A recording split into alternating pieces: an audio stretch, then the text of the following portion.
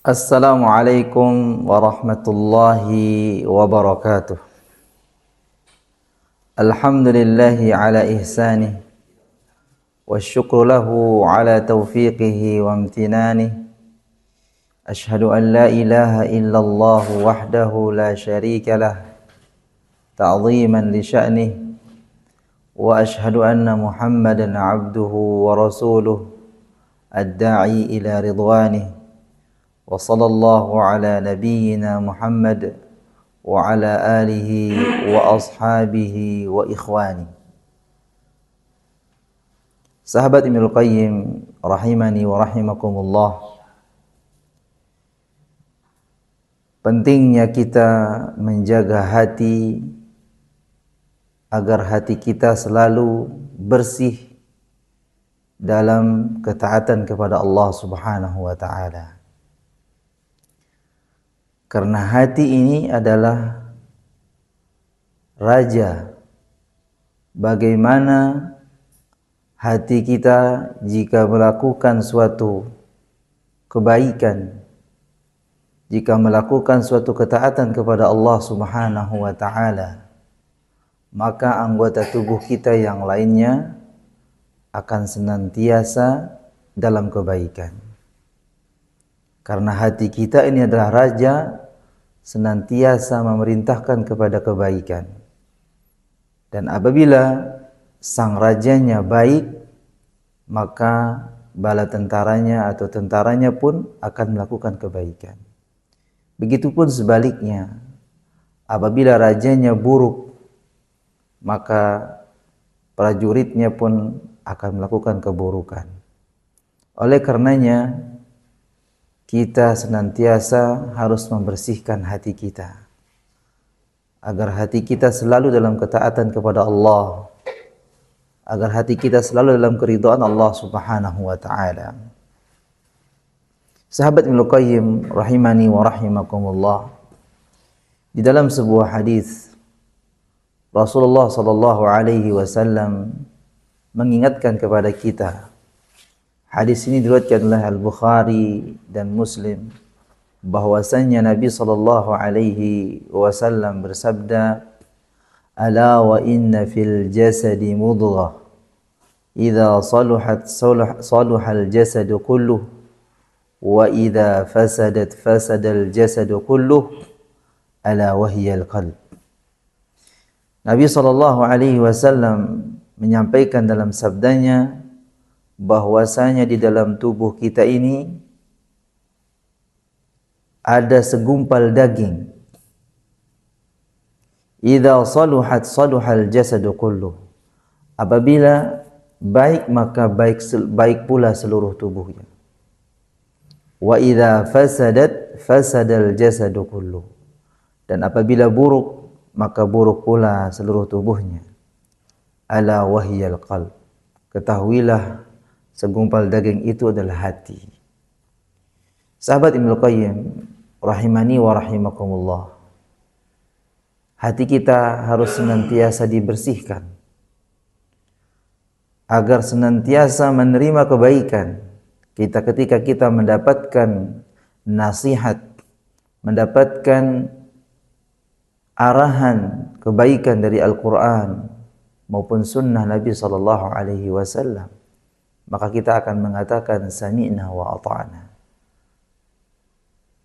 Dan hati kita harus kita berusaha membersihkannya sebagaimana yang disampaikan oleh Al-Imam Ibnul Qayyim rahimahullahu ta'ala. Beliau mengatakan, al-qalbu malikul a'dha. Hati itu adalah raja bagi anggota tubuh. Wal jawarihu junuduhu, dan anggota tubuhnya ini sebagai prajuritnya. Fa idza salahal maliku salahatil jawarih, dan apabila rajanya baik, maka prajuritnya akan baik atau pasukannya akan baik. Wa idza fasada fasadatil jawarih, dan apabila hati itu rusak atau raja itu rusak, maka pasukannya pun akan rusak. Hal ini disampaikan di dalam kitab Madarijus Salikin. Sahabat Ibnu Qayyim yang dirahmati Allah Subhanahu wa taala, hati yang bersih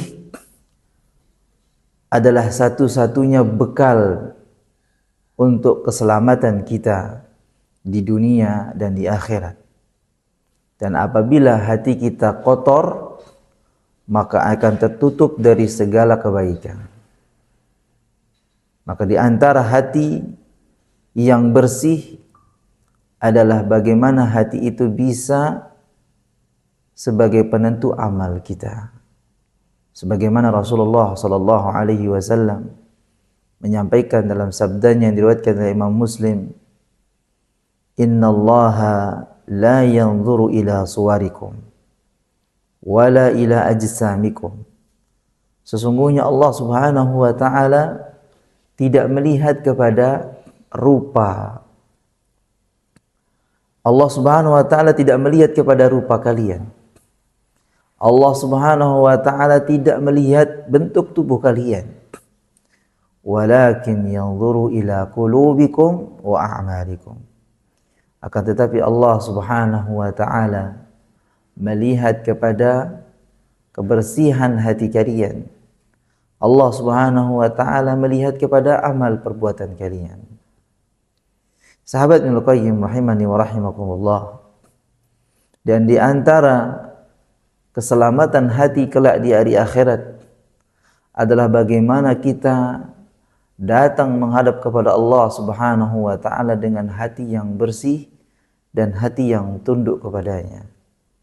Sebagaimana Allah Subhanahu wa taala berfirman di dalam surah Asy-Syu'ara ayat 88-89. Allah Subhanahu wa taala berfirman, "Yauma la yanfa'u malun wala banun." Pada hari itu nanti, di hari akhirat, tidak akan bermanfaat harta yang kita miliki.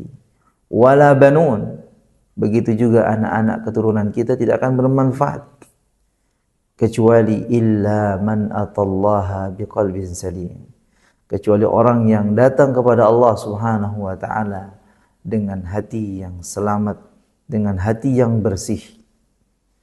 Oleh karenanya, sahabat Ibnu Qayyim rahimani wa rahimakumullah, banyak orang yang rela berjuang, banyak orang yang rela berusaha untuk mendapatkan di dunia ini tempat yang lebih istimewa, untuk mendapatkan tempat yang lebih mewah.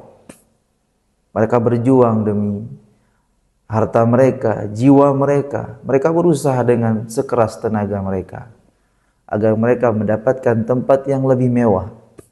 Tapi mereka lupa bagaimana mempersiapkan tempat yang lebih istimewa kelak di akhirat, yaitu surga Allah Subhanahu wa taala. Maka apabila kita ingin mendapatkan tempat yang lebih istimewa kelak di akhirat, maka kita harus mempersiapkan diri di dunia dengan membersihkan jiwa kita.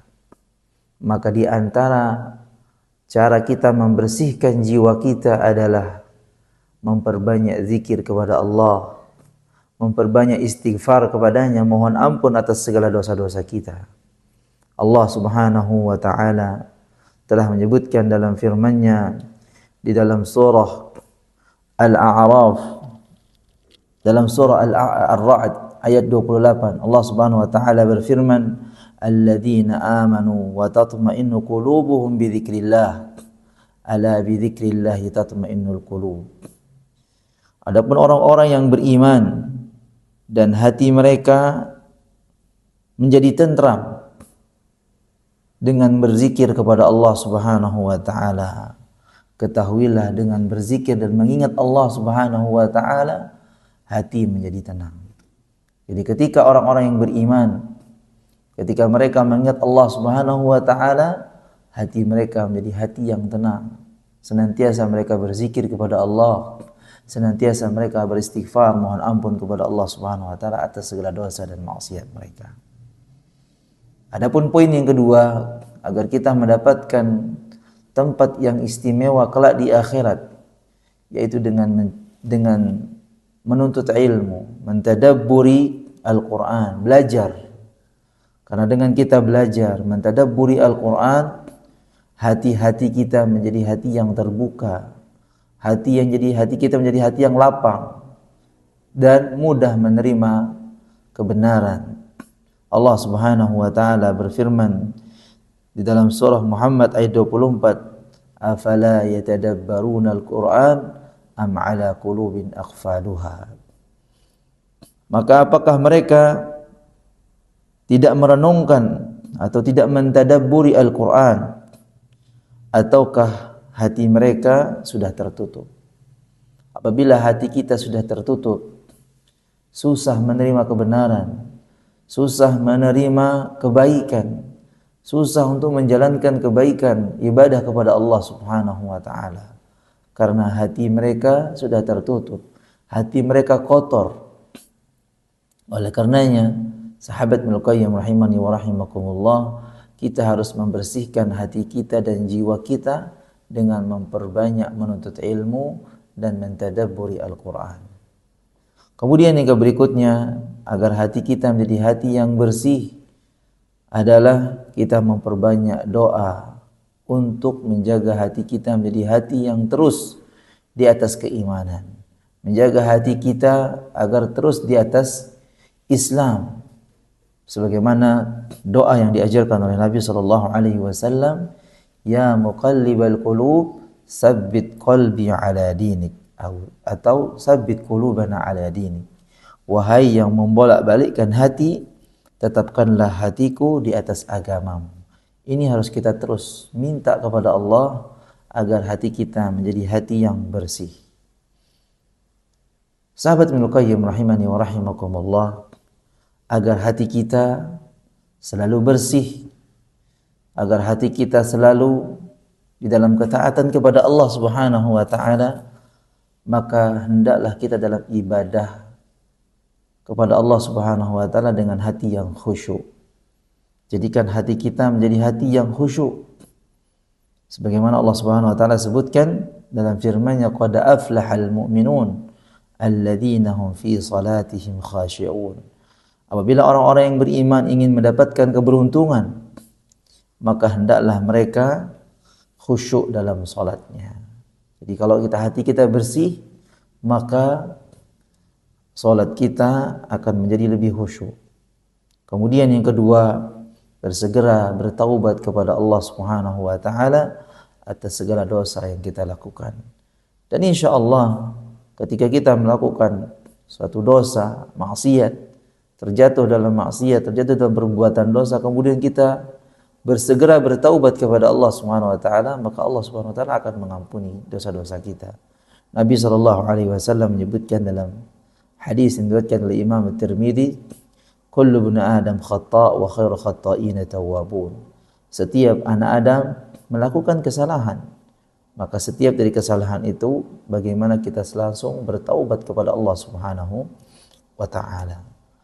Kemudian yang terakhir, bagaimana kita berusaha membersihkan jiwa kita dengan penuh lapang dada dan menerima takdir dari Allah Subhanahu wa taala. Kita semua memiliki suatu masalah dalam kehidupan kita. Ujian, musibah selalu datang dalam kehidupan kita. Tapi bagaimana kita jadikan ujian, musibah, semua urusan-urusan kita di dunia ini, kita ridha kepada Allah Subhanahu wa taala dan kita menerima atas segala apa yang sudah ditetapkan oleh Allah Subhanahu wa taala. Sebagaimana Allah Subhanahu wa taala sebutkan dalam firman-Nya dalam surah At-Taghabun di ayat 11, ma asaba min musibatin illa biidznillah. Setiap musibah yang datang kepada kita semuanya dengan izin Allah Subhanahu wa taala. Wa may yu'min billah yahdi qalbah. Dan barang siapa yang beriman kepada Allah, maka niscaya Allah Subhanahu wa taala akan memberikan petunjuk kepada hatinya. Maka apabila kita senantiasa kuat keimanan kita kepada Allah Subhanahu wa taala atas takdir yang sudah ditetapkan oleh Allah Subhanahu wa taala, maka Allah Subhanahu wa taala akan memberikan petunjuk kepada hati kita sehingga hati kita menjadi tulus, hati kita menjadi ridha atas segala ketetapan yang Allah tetapkan dalam kehidupan kita. Semoga yang sedikit ini Allah berikan keberkahan kepada kita semua. Jazakumullahu khairan, barakallahu fikum, wassalamualaikum warahmatullahi wabarakatuh.